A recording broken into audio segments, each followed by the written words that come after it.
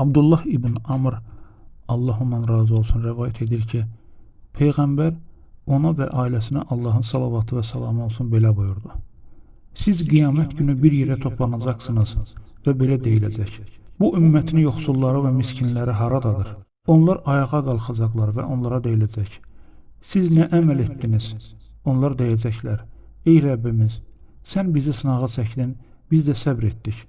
Mal dövləti və hakimiyyəti isə başqalarına verdin. Allah buyuracaq, doğru söylədiniz. Beləliklə onlar insanlardan əvvəl cənnətə daxil olacaqlar. Mal, dövlət və hakimiyyət sahibləri üçün isə çətin sorğu-sual qalacaq.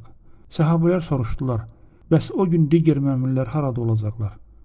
O buyurdu, onlar üçün nurdan kürsülər qoyulacaq.